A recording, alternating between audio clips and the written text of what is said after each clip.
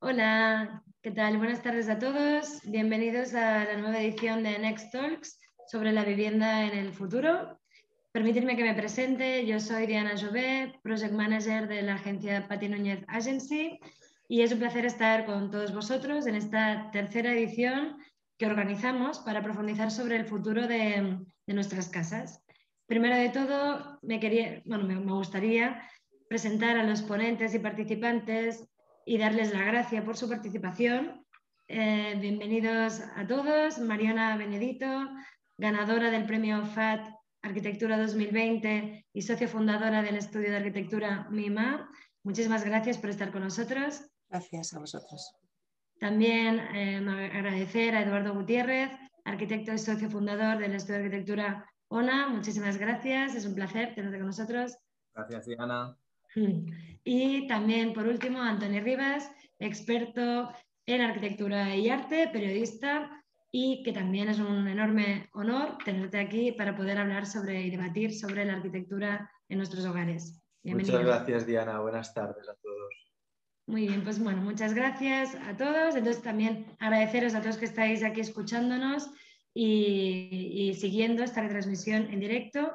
Comentaros que esta conversación, este debate, tiene una duración aproximada de unos 45 minutos y que se está grabando. Por lo tanto, esta conferencia, este debate, lo podréis tener también después, ver íntegramente, que estará colgado y publicado en nuestras plataformas digitales y también en las redes sociales. Así que, bueno, pues muchísimas gracias por estar aquí. Es importante que sepamos un poquito la duración de este encuentro virtual, ya que así podéis estar más relajados siguiendo las conversaciones y las aportaciones que vayan haciendo nuestros expertos en arquitectura. Bueno, pues lanzamos la pregunta: ¿cómo serán las casas en el 2030? El objetivo de este encuentro virtual es poder responder y profundizar sobre la vivienda del futuro, un futuro próximo, también teniendo en cuenta la agenda, ¿no?, de las Naciones Unidas que nos plantea, ¿no?, este 2030. Pues tenemos que adaptarnos todos a muchos cambios, y la vivienda es un concepto que ya su propia definición, ¿no?, estricta, ya significa que es una edificación cuya función es ofrecer refugio y proteger a las personas de posibles inclemencias climáticas y otro tipo de amenazas.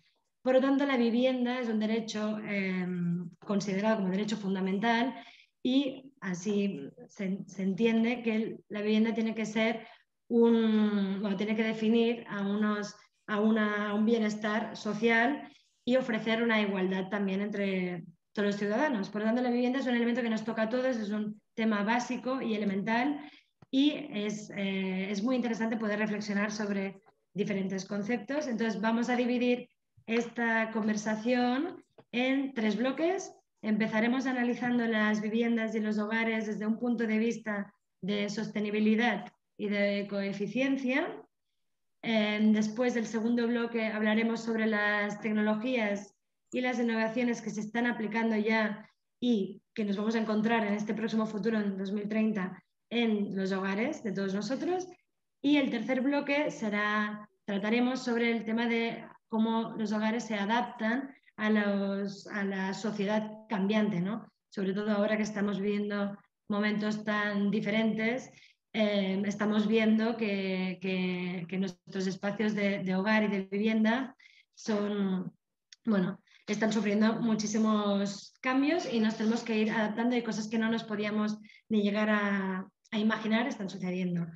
Entonces, empezando por el primer bloque sobre sostenibilidad y ecoeficiencia, entendemos que la arquitectura tiene que responder también a esta voluntad, ¿no?, de universal, de poder ser mucho más ecoeficientes, utilizar más la economía circular, ser mucho más responsables con el medio ambiente, etc. Entonces, teniendo en cuenta esta agenda marcada por las Naciones Unidas y todos estos objetivos que se han ido desarrollando, nos gustaría que nuestros acompañantes nos puedan aportar conceptos sobre cómo ellos están implementando la sostenibilidad en las viviendas que están construyendo o que están imaginando o creando.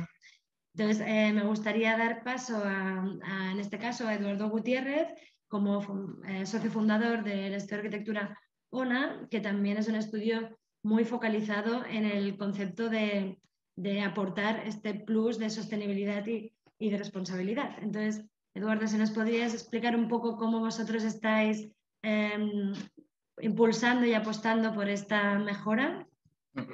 Muy bien. Hola a todos. Una vez, básicamente, ¿cómo entendemos en el despacho todo el concepto de sostenibilidad? Lo dividimos en tres sectores, ¿no? Que sería la sostenibilidad medioambiental, ¿vale? La sostenibilidad económica del proceso de obra y la sostenibilidad social. Ahora desarrollo un poco más qué es esto. La sostenibilidad medioambiental, pues está claro, ¿no? Tener o consumir el mínimo de recursos naturales, ¿no? Para lo que es el proceso de obra. La sostenibilidad económica pues vendría a ser la optimización de los procesos de construcción a todo lo largo de la obra, ¿no? Ahí es donde también podemos meter todo el tema de la preindustrialización o preindustrializar al máximo todas las obras.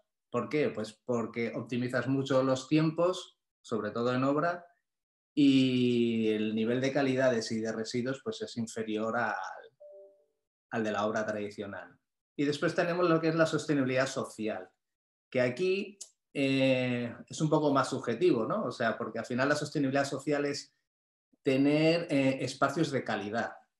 Espacios de calidad tanto en salubridad, tener espacios saludables, como tener espacios arquitectónicamente buenos y adecuados, ¿no? Que tengan una buena orientación, que tengan una buena ventilación.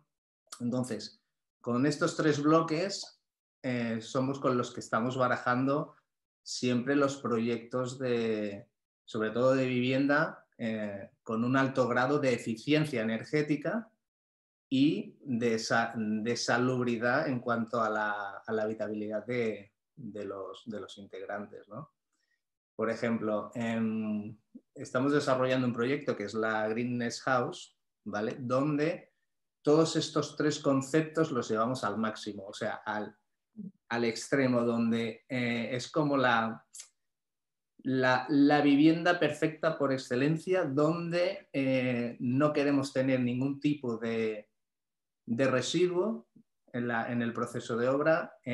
Queremos que sea también una casa que no solo consuma, sino que además aporte energía al medio ambiente, ya sea eléctrica o consumir las aguas grises, una alta eficiencia energética y que a su vez los materiales que se utilizan pues sean saludables, que estén libres de COPs y que estén libres de cualquier agente tóxico que pueda ser perjudicial para los habitantes de la vivienda. Entonces, dentro de este marco, de estas tres grandes patas, pues bueno, cuelgan millones de conceptos y millones de cosas y de perfeccionamiento, ¿no? Pero yo creo que es que la vivienda, bueno, no la vivienda solo, sino la obra, la construcción que se ha estado haciendo hasta ahora, un poco más avanzado que la tecnología romana, ¿no? Del Imperio Romano, pues ahora se está profesionalizando muchísimo y estamos teniendo un nivel de detalle y de control de datos de lo que está sucediendo dentro de las viviendas, pues que ahora, por suerte que tenemos la tecnología para poder controlar todo esto, pues ¿por qué no vamos a aprovecharlo, no? Pues sí. Bueno, de hecho el proyecto este de Greenness House bueno, es muy interesante, ¿no? Porque reúne todo este abanico, ¿no? De aplicar la sostenibilidad al máximo exponente, ¿no? Entonces, es bueno, enhorabuena por este tipo de proyectos. Esperemos que este tipo de apuestas, ¿no? Sean mucho más, o se vayan aplicando, ¿no? Y las vayamos viendo mucho más a menudo, ¿no? En nuestro entorno. Yo me preguntaba también el tema de, en este caso es una prefabricación, ¿no? De madera de una vivienda, entonces a lo mejor el que nos está escuchando, ¿no? Puede pensar que, claro, cuando uno quiere reformar una casa que ya existe, digamos, que ya está diseñada, ¿no? Que la estructura ya está elaborada, también cómo podemos hacer para que esta nueva reestructura o reforma de una vivienda también conlleve o apueste por esta mejora, ¿no? en calidad, en materiales, en sostenibilidad. Entonces, entendemos que también hay una apuesta, aparte de a nivel estructural, ¿no? De la misma obra del edificio, también se puede aplicar otro tipo de materiales o de productos que también respondan a esta... Claro, aquí ya si partes con una preexistencia, pues bueno, tienes que ver qué es lo que tienes y hacer un análisis, ¿no? O sea, si ves que está insuficientemente aislada, pues tendrás que hacer las acciones oportunas para tener un buen aislamiento, cambiar las carpinterías, que eso al final es como si fuera una obra nueva, o sea, eso es un producto nuevo que adquieres dentro de esa carcasa ya preexistente.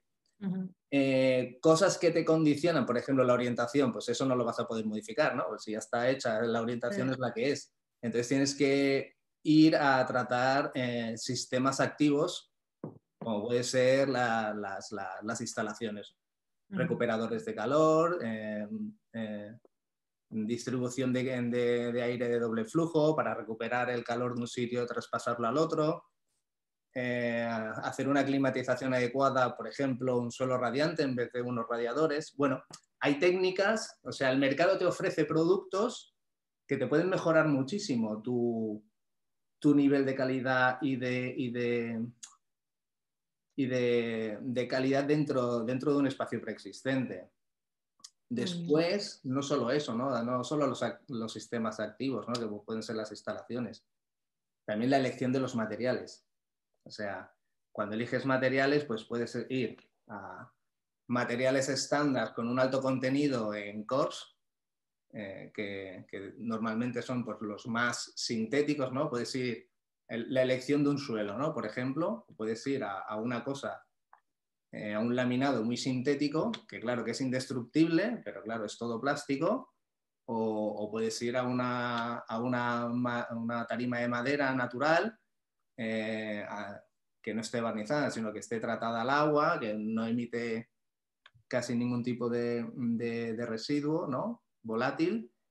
Y con todo esto, pues ahí otra larga lista de materiales, desde las pinturas de la pared hasta los tejidos que vas a usar para cubrir, pues bueno, o que vas a utilizar dentro de tu vivienda. Sí que hay muchos rangos, pero el mundo no es perfecto. Si tú tienes un piso que te encanta y hay que reformarlo, pues bueno, juegas con esas cartas. Y no, pero la calidad del espacio pues puede cambiar bastante. Muy bien. Y bueno, Mariona, también desde vuestro estudio de MIMA, supongo que vosotros también estáis aplicando el tema de la arquitectura verde, ¿no? También que es uno de vuestros objetivos. Entonces, no sé si nos podrías también aportar algún ejemplo de algún proyecto arquitectónico que hayáis desarrollado o cómo ves que estos hogares, ¿no? En 2030 vamos a convivir, ¿no? Con estas mejoras en sostenibilidad. Bueno, justamente a nivel de arquitectura residencial no estamos aplicando ahora ningún sistema prefabricado o industrializado, pero sí hemos trabajado en un proyecto para una escuela con vistas a que se pueda controlar el impacto ambiental mucho más por el hecho de industrializar el proceso, ¿no? No tanto de prefabricar los elementos que luego se llevarán a la obra en un sistema tradicional, pero industrializar significa pues, tener una nave donde puedes controlar mucho más a nivel dimensional lo sobrante, ¿no? No agotas los recursos a nivel extractivo de una manera tan brutal como con los hormigones y los otros productos mucho más contaminantes. Y hemos estado pues, trabajando este tema también pensando en materiales que cierren el ciclo, ¿no? O sea, que se trata de buscar materiales que unidos sean desmontables por pues, para poderles dar una segunda vida si fuera el caso. Son construcciones que se implantan, que se proyectan y se componen en el taller y luego se trasladan a una obra y luego el impacto ambiental en los lugares a efectos de polución, de máquinas y de elementos que pueden molestar al entorno, ¿no? Se minimiza. En ese sentido, a nivel de arquitectura residencial no es el caso, pero sí hemos estado en esta guerra, ¿no? Y creo que es lo que va a venir, al menos en arquitectura escolar se está planteando también que ese es un modelo y habrá que ver cómo evoluciona. Muy bien, bueno, seguro que es muy interesante y que poco a poco ya iremos viendo en las nuevas residencias cómo se va, supongo que los clientes, ¿no? Cada vez buscarán más esta línea, ¿no? Este enfoque de aplicar una economía circular y una sostenibilidad a sus hogares, ¿no? Porque al final es el espacio donde convivimos. Debo decir que a nivel residencial tiene quizá más aplicación incluso porque una aula, ¿no? Un elemento de otras dimensiones requiere de más de un módulo, ¿no? Cuando en un módulo tú puedes solucionar todo el equipamiento y realmente te llega hasta el baño cerrado ya y transportado y solo ensamblado en obra, eso tiene mucho más valor que cuando se trata de a veces transportar, pues en 3 módulos tienes 2 módulos que vienen con sus cerramientos y uno que transporta pues mucho aire, ¿no? Y te entra un poco en crisis, ¿no? Estamos moviendo aire y no es tan sostenible, ¿no? Porque si una aula está compuesta por 3 módulos, comprendéis todos que el central pues no tiene tapas y por lo tanto estás llevando un camión hasta la obra. En cambio, si es una residencia o son viviendas, ¿no? La residencia de estudiantes de Sant Cugat, por ejemplo, ¿no? Se ha trasladado módulo a módulo y se han podido ensamblar acabadas, que es de lo que se trata en verdad. Muy bien. Entonces, Antoni, como también experto en arquitectura y periodista, que estás muy acostumbrado a redactar artículos sobre ellos dos y sobre muchos más arquitectos alrededor del mundo, también supongo que, bueno, querrás aportar algún tipo de concepto, de términos que creas interesantes en este primer bloque. Sí, me ha parecido muy interesante tanto el trabajo, el Green Nest, me ha parecido muy interesante también el trabajo de Mariona y me ha parecido muy interesante la cuestión que has puesto encima de la mesa, Diana, de cómo reformar con medidas de ecoeficiencia y sostenibilidad los edificios preexistentes, porque yo creo que este va a ser uno de los grandes retos que nos vamos a encontrar en las ciudades, porque digamos rehabilitar es más sostenible que construir de nuevo y se ha visto ahora en el edificio de la Caton Basal, que ganó primero el premio Pritzker, el premio Mies van der Rohe y ahora el premio Pritzker. Pero va a ser un reto también a nivel de normativas, el intervenir en edificios históricos y existentes con este tipo de tecnologías y de herramientas nuevas en edificios que no lo son. Yo creo que es un campo que se nos pone por delante muy interesante y que se tendrá que ver cómo se flexibilizan las normativas para poder desarrollarlo al máximo. Pues sí. Sí, la verdad es que es lo que yo me imaginaba, ¿no? Que cuando veo proyectos, ¿no? O vemos proyectos que desarrolláis, que son imaginarios súper creativos y, bueno, y que nos encantan, ¿no? A toda la población, pero después piensas en cómo aplicarlo, ¿no? Cómo hacerlo factible, ¿no? Desde el uso, digamos, de un ciudadano más pues de a pie, ¿no? Y cómo después lo podemos llevar a cabo. Entonces, son preguntas que yo misma también a nivel personal, ¿no? me hago, ¿no? De cómo podría contribuir, ¿no? Desde mi punto de vista y cómo así todos podemos ir sumando, ¿no? Pues, paso a paso para generar impulsar esta mejora, ¿no? En sostenibilidad. Muy bien, pues muchas gracias por estas reflexiones. Entonces, ahora pasamos al segundo bloque, que me gustaría que habláramos un poquito también del tema de la tecnología, de la innovación, cómo se están aplicando a cosas que veíamos totalmente inalcanzables, ¿no? Hasta hace un pocos años, que incluso considerábamos que eran temas más de ciencia ficción y cómo todos estos poco a poco se están aplicando en nuestro día a día, y puede ser que en 2030 ya dispongamos de nuestras viviendas, ¿no? de un imaginario que ya no será un imaginario, sino que será una realidad de componentes tecnológicos. Entonces, a nivel de conceptos, me parece muy interesante el concepto de vivienda inteligente, ¿no? Entonces, vivienda inteligente, ¿a qué llamamos vivienda inteligente? Entonces, no sé. ¿Qué me responde? Vivienda eficiente. Vivienda inteligente es aquella que es eficiente en sí misma, que necesita muy poca energía para que los usuarios vivan en ella, y que no solo gasta, sino que produce. O sea, al final, y ya no solo estoy hablando de energía, sino que incluso de alimentos, ¿no? O sea, ¿cómo podemos diseñar espacios para que también los propios habitantes se puedan llegar a alimentar de alguna manera?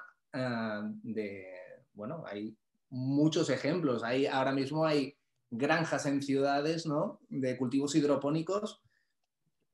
¿Por qué no tenemos que tener un espacio dedicado a un cultivo hidropónico? ¿O por qué los trasteros? Pues bueno, que ya se me van las ideas. Los parkings, por ejemplo. Absolutamente, sí, Los sí, parkings. Qué locura eso de 25 metros cuadrados por coche y 1,5 plazas de parking por vivienda. Pero a ver, eso ya pasó. O sea, ahora todo está por el pago por uso. O sea, en 10 años ya, ¿para qué vas a tener un coche? Pues cogerás un coche, lo alquilas y ya está. Entonces, todos esos parkings de 3 plantas bajo tierra, hostia, una granja de cultivo hidropónico. Vamos a reutilizar, eso sí que es reutilizar, ¿no?, los recursos. Y que encima, con 3 plazas de parking, pues metes un depósito para la recuperación de aguas grises, que esa misma agua da alimento, ¿no? Si se trata bien a los propios cultivos. Si tú te vas a buscar fresas y te vas al parking a buscar fresas, ¿sabes? O sea, todo esto ya se podría hacer mañana. Pero no se hace porque estamos anclados al pasado. O sea, estamos anclados a, no, yo quiero venir con mi patrón, ¿no?, aquí, dejarlo aquí aparcadito en el coche, que lo uso los fines de semana. Si lo uso, bueno, es que hay muchas incongruencias. Entonces, ¿va a permitir el ayuntamiento o cualquier ayuntamiento que hagamos una actividad de cultivos hidropónicos en los parkings? O sea, ¿por qué me obligan a tener un parking? Yo como promotor, si construyes fuera del área metropolitana, que hay parking para aburrir en la calle, bueno, pues vamos a utilizar esas cosas, o las plantas bajas, o sea, los locales comerciales, más de lo mismo. Porque tiene que haber locales comerciales, y es que ya estamos comprando todos por internet. Vale, pues habrán locales comerciales en las calles que tengan que haber locales comerciales, pero no por normativa, no porque una normativa te diga un 20% o un 10% de terciario en una promoción yo qué sé, en Manresa. O sea, es que digo Manresa como puedo decir cualquier otro pueblo, quiero decir, lejos del área metropolitana. Entonces es eso, o sea, hay cosas, o sea, podríamos mejorar muchísimo, pero es que al final es que tiene que venir de una nueva concepción general de todo el mundo. O sea, entonces una casa inteligente, pues una casa inteligente obviamente pues tendrá que estar domotizada, tendrá que pensar por sí misma. Si ve que entra mucha radiación por un lado, pues que baje las presiones automáticamente. Pero es que no estoy contando nada nuevo, estoy hablando de tecnología de hace 15 años o 20, ¿sabes? Pero no se aplica. Entonces ese es el problema. No se aplica, obviamente es más costoso, pero es que a la larga lo que la gente no sabe es que tú una vivienda la pagas 2 veces en 50 años. Cuando la construyes y cuando acaban los 50 años, todo el mantenimiento y energía que has consumido la has vuelto a pagar.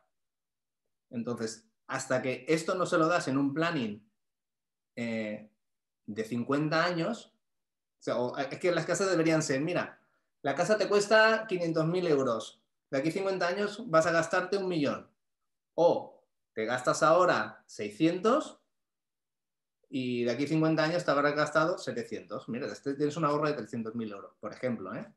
Bueno, ahí es donde queremos ir con la construcción inteligente, ¿no? A esto. Y no solo eso, sino lo que has apuntado tú antes, Mariona, ¿no? Lo de el cradle to cradle, ¿no? Dentro de la construcción. O sea, porque nosotros estamos haciendo, en la Green Nest estamos haciendo un plan de desmontaje. O sea, de poder desmontar esa casa cuando venga, cuando convenga, y poder montarla en otro sitio. ¿Por qué no se piensa así? O sea, al igual que un desguace de un coche, ¿no? Tú construyes un coche te dura 10 años, ¿no? Y va, o 15. Bueno, el parque del automóvil de España, 35, pero lo normal son 15 años, ¿no? Pues, y después va un desguace, se sacan las piezas y se recicla todo. Pues esto es lo mismo, ¿no? O sea, yo creo que tenemos que ir ahí, ¿no? A pensar más las cosas de un punto más ingenieril para optimizar los procesos no solo de la obra, sino a lo largo de la vida del edificio y el uso del edificio. Bueno, estas reflexiones son muy interesantes. Mariona, que también comentabas, ibas afirmando. Sí, no, es que estoy bastante de acuerdo con, sobre todo con este tema de los P. O sea, creo que no hay que tener tanta fe en los componentes tecnológicos, sino en un cambio de paradigma a nivel de normativa, a nivel de conciencia global, ¿no?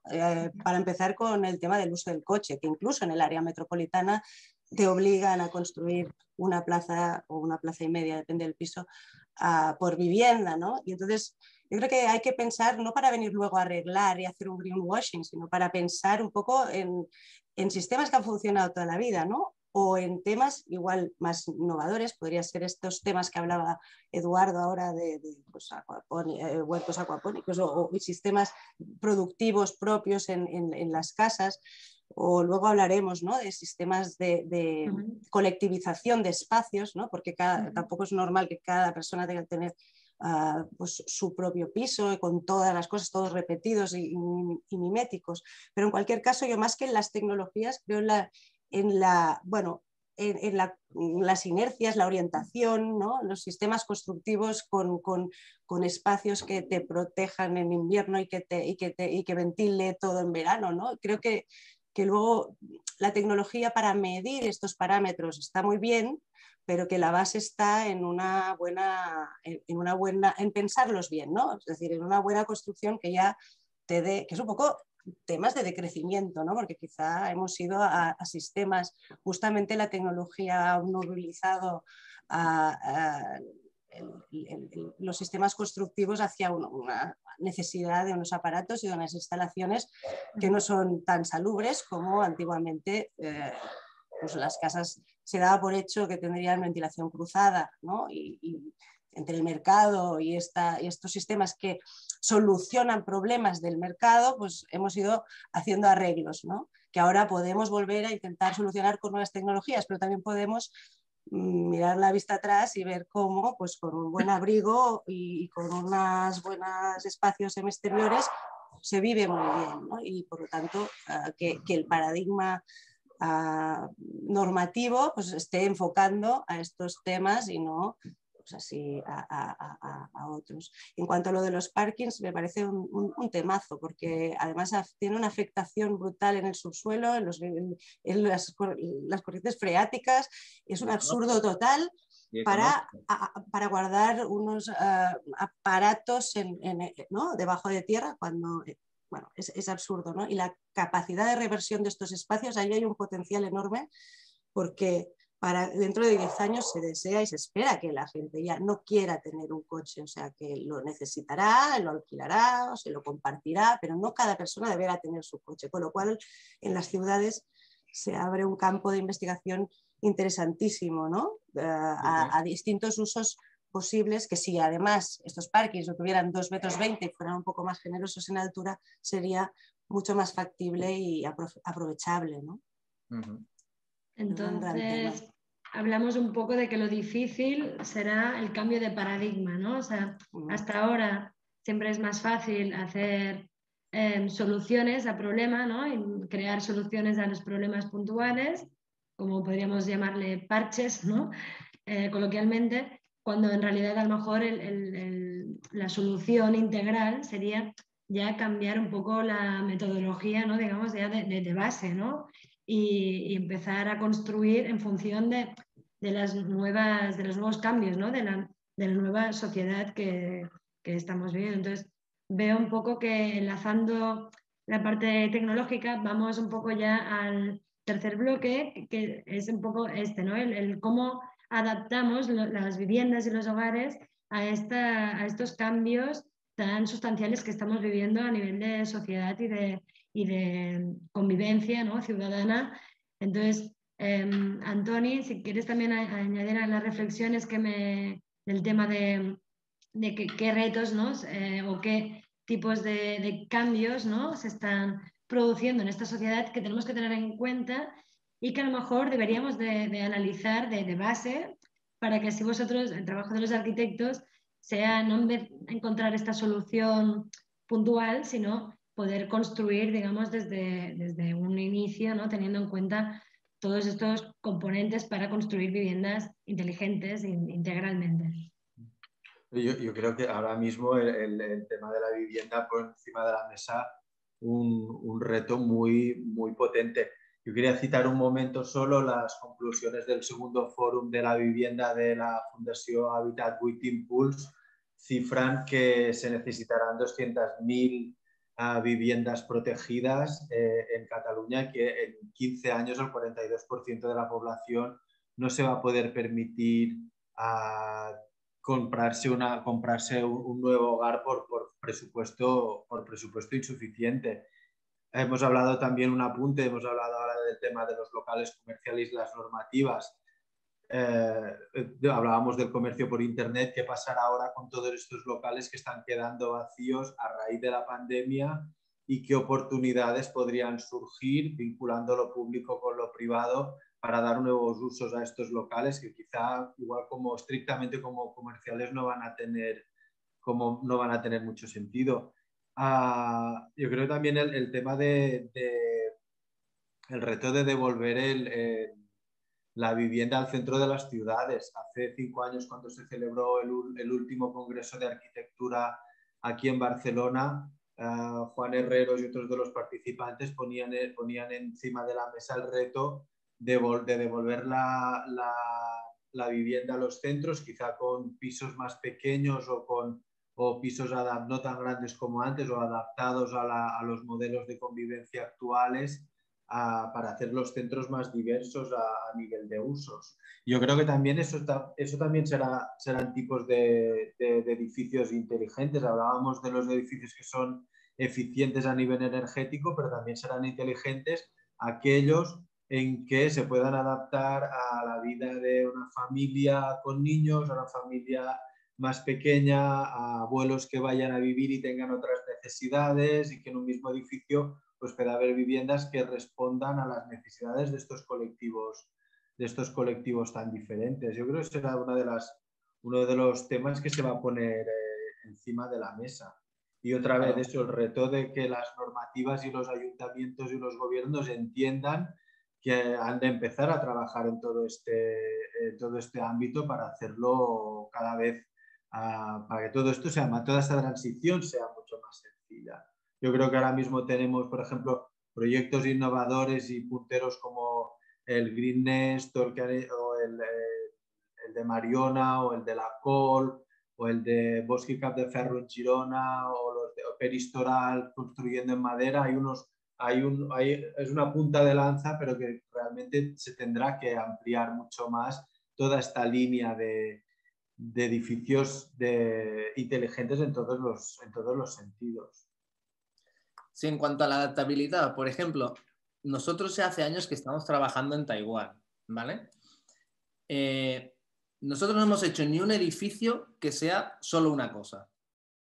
Todos los edificios, en el propio edificio, ahora son muy altos, todos tienen hotel, centro comercial, residencial, algunos incluso tienen clínica, y todo dentro de un mismo volumen. ¿Por qué?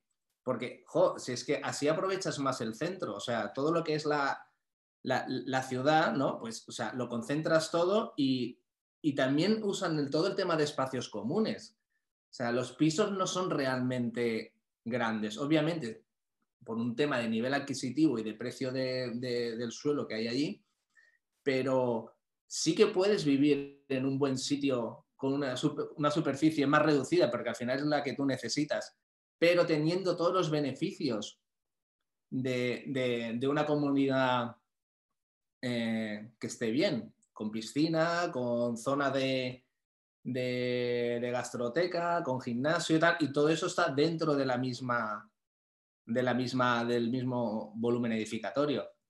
¿Para qué queremos pisos grandes y tener una zona de gimnasio cuando puedes tener un gimnasio magnífico para toda la comunidad, que encima no lo tienes que mantener tú porque ya está dentro de los gastos de la comunidad, y que a su vez, si en las primeras plantas tenemos un hotel, que hagan uso los inquilinos de ese hotel y que se repartan los gastos? Es un tema de optimización de recursos, es un tema completamente de optimización de recursos. Entonces, también es verdad que esto depende mucho de la cultura de cada país, ¿no? O sea, igual aquí no nos conformamos con unos espacios tan pequeños por un tema cultural, pero en cambio en otros países, bueno, es todo bastante más adaptable, no es tan rígido.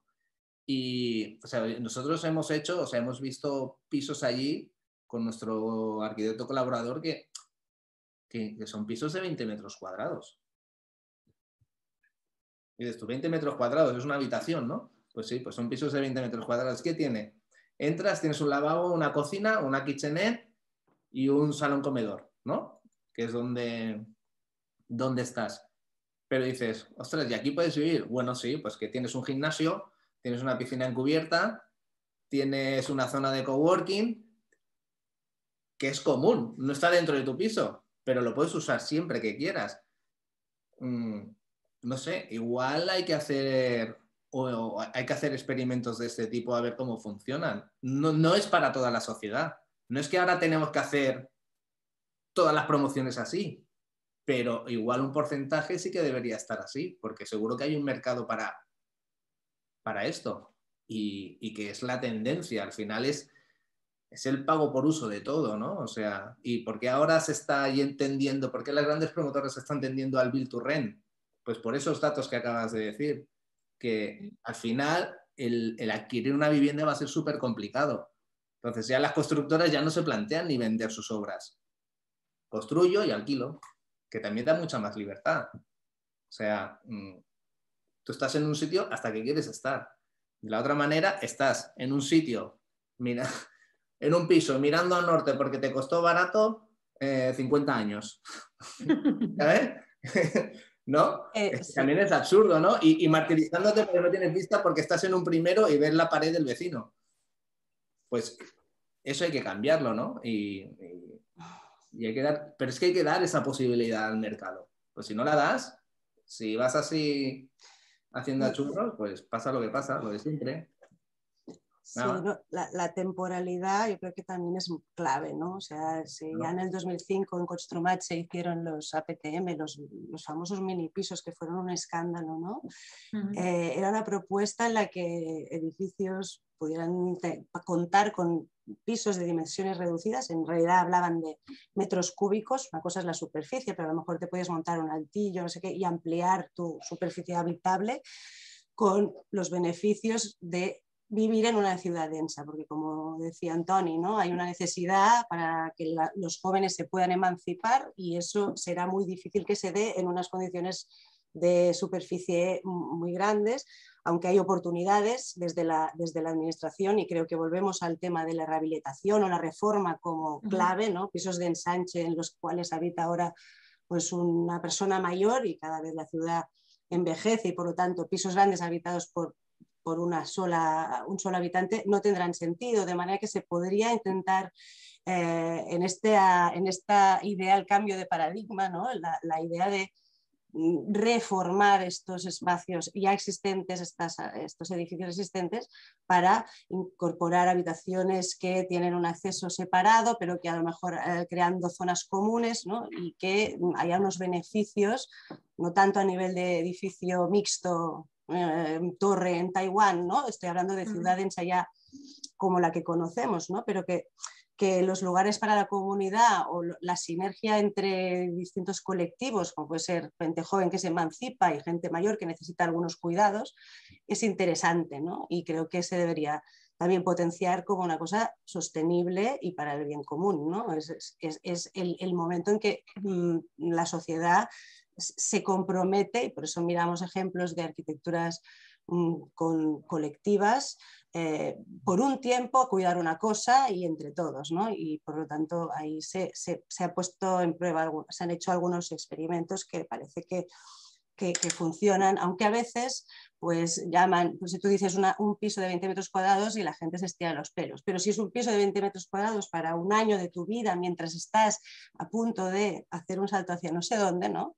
Podrías estar encantado a lo mejor con unas prestaciones, ¿no? Como o sea, decir, puedo reducir, y esto es lo que pasa en las residencias de estudiantes, ¿no? Tú ves una unidad pequeña, pero tienes en cambio elementos, no solo en tu edificio, ¿no? Elementos comunitarios y colectivos, pero además tienes a tu alrededor, ¿no?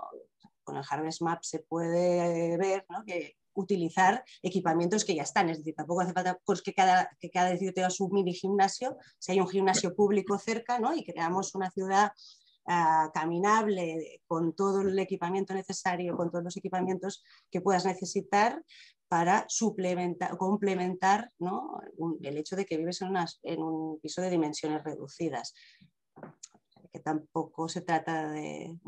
Sí, y que después, por ejemplo, o sea, ¿por qué todo el mundo quiere vivir en las ciudades? Porque lo tienes a mano todo. Y porque tienes el trabajo. Por la densidad, porque ¿no? mola. Ahora viene un COVID y nadie va a trabajar. Todo el mundo trabaja en casa. No vamos a comprar, todo lo compramos por internet. Y es que esto ya ha venido para quedarse. O sea, ¿qué más te da vivir en la ciudad que vivir a 50 kilómetros si es que no tienes que ir para nada?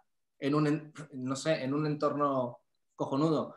O sea, al final, también las necesidades nos las creamos nosotros. O sea, si el precio de la vivienda es caro en la ciudad, pues es porque lo estamos fomentando nosotros mismos. En el momento en que la gente diga, ostras, no, es que por un precio 5 veces menor tengo una calidad de vida superior donde no necesito moverme físicamente porque todo lo que compro me viene y teletrabajo 3 días a la semana y 2 voy a la ciudad, y si encima ya nos ponen un transporte optimizado y ecológico, ¿no? Que tiene que ser como lo siguiente, ¿no? Pues podrás vivir a 300 kilómetros y venir a trabajar, ir y vuelta a Barcelona con el Hyperloop, por ejemplo. Es que todo está relacionado. O sea, si el precio de la vivienda es caro es porque las condiciones o el modus operandi de vida del ciudadano pues está condicionado a unas cosas que te hacen ir a la ciudad. Pero todo esto ya... Sí, estamos viviendo, ¿no? Una situación de cambio constante. Duda, ¿no? Sí, la realidad es que lo de la pandemia, ¿no? Pues nos ha planteado unos nuevos horizontes que yo creo que nadie se podía imaginar y que siempre veíamos, ¿no? Como referente, como lo ideal vivir en ciudad, ¿no? Céntricos y estando cerca de todo. Y ahora todo este paradigma se está cambiando muchísimo. A lo mejor ahora es el buen momento para analizar todo lo que habéis ido comentando, ¿no? Y aportando a nivel de, pues por ejemplo, cuando se crean nuevas viviendas, el hecho de cambiar la función del parking, ¿no? Y modificarla, etcétera. Todas estas mejoras que se pueden ir implementando. A lo mejor ahora es el momento de aprovecharnos de esta situación de cambio radical que estamos viviendo a nivel de sociedad para ya enfocarnos hacia ese camino, ¿no? Intentando construir ya que podáis vosotros los expertos que podáis construir ya teniendo en cuenta todos estos elementos. Entonces, yo también me imaginaba, ¿no? Como nos comentaba Antoni anteriormente, a nivel de cifras, supongo que todas estas cifras son muy impactantes, pero también es verdad que ahora pues, habrá un cambio, ¿no? De la densidad de la población que se concentraba, ¿no?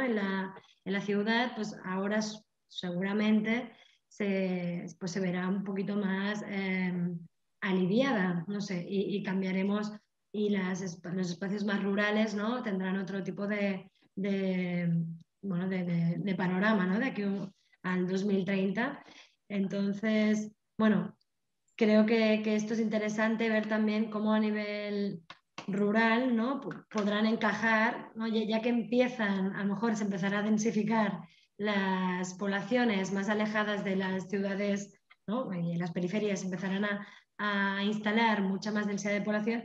A lo mejor es el momento de que estas pequeñas poblaciones, que a lo mejor es más fácil de controlar, ¿no? Todo lo que vendrá, pues que vayan aplicando ya nuevas normativas, no sé, teniendo en cuenta todas estas nuevas tipologías, además de que las viviendas y los hogares, claro, cada vez, bueno, por todo lo que habéis ido comentando, ¿no? Son espacios que el mismo espacio tiene que servir, ¿no? Para muchísimas tipologías diferentes de familias, ¿no? De familias nucleares, familias más numerosas, de ancianos, también la población cada vez más, tenemos una media de vida mucho más elevada, entonces todos estos elementos se tienen que ir teniendo en cuenta. Entonces, también a nivel, recogiendo un poco lo que comentaba Antoni, a nivel de nuevas construcciones que se están desarrollando, también quería hacer referencia un poco al tema de la pandemia, ¿no? Como el tema del confinamiento también ha afectado muchísimo y como algunos arquitectos, ¿no? Habéis ido desarrollando o han desarrollado conceptos como por ejemplo de Voxel, no sé si lo conocéis, del Quarantine Cabinet, que está creado por 17 estudiantes internacionales del IAC, ¿no? Del Instituto Avanzado de Arquitectura de Cataluña, dirigido por Vicente Guayart. Es una cabaña, ¿no?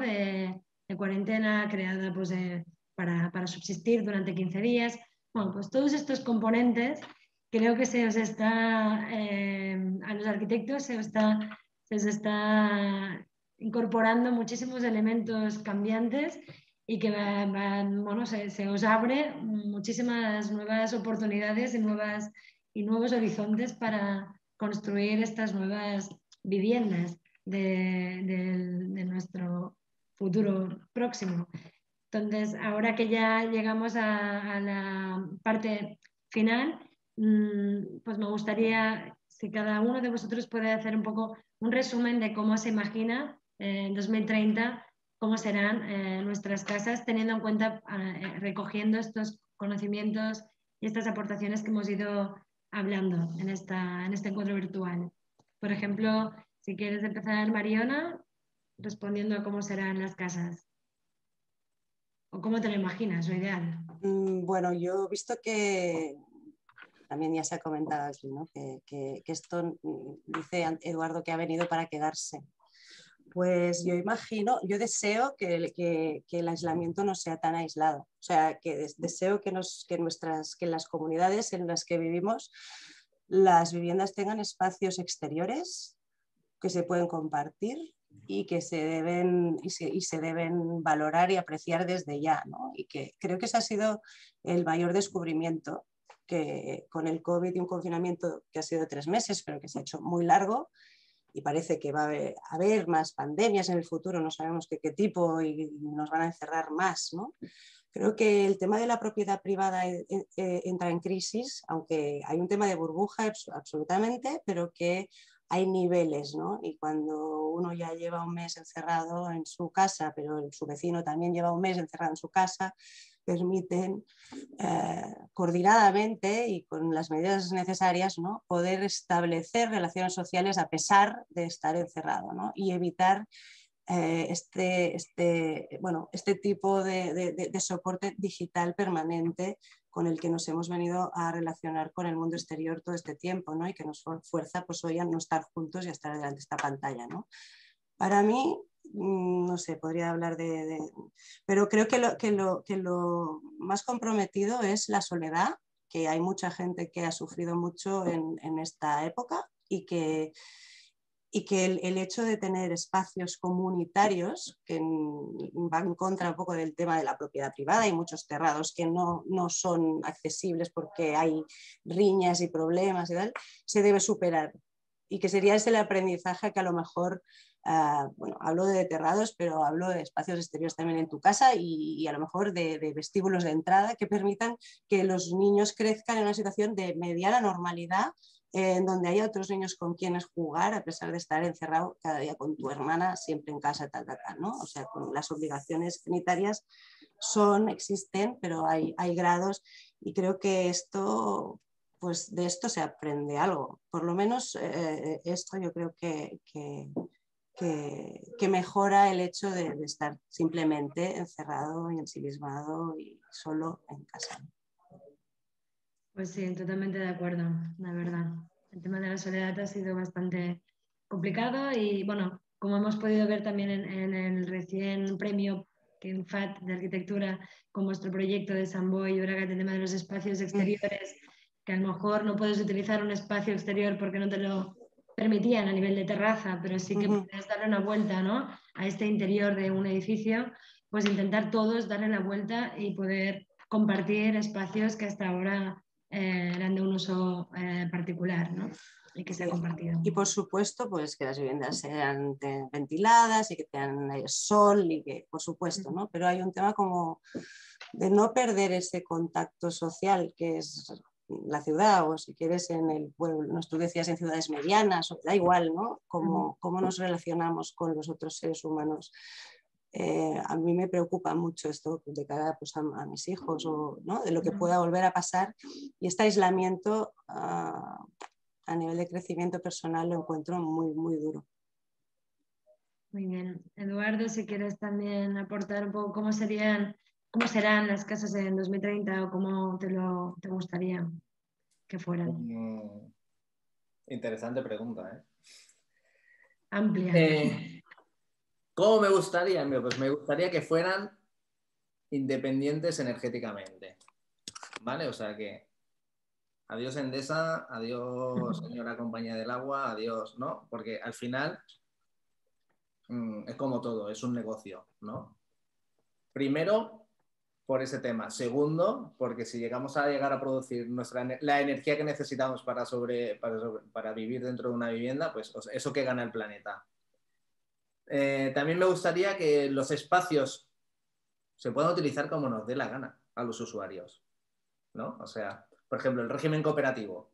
Imagínate, ¿no?, alguien que quiere hacer, un grupo de personas que quiere hacer un edificio en la ciudad y les obligan a tener un local terciario abajo. ¿Por qué no lo puedo usar como yo quiero? Oye, me pongo una piscina para nosotros o lo que sea, ¿no? O un huerto hidropónico. Que podamos usar los espacios como nos dé la gana a los propietarios de los edificios, ¿no? O a los usuarios de los edificios, pero el propietario ya también es distinto.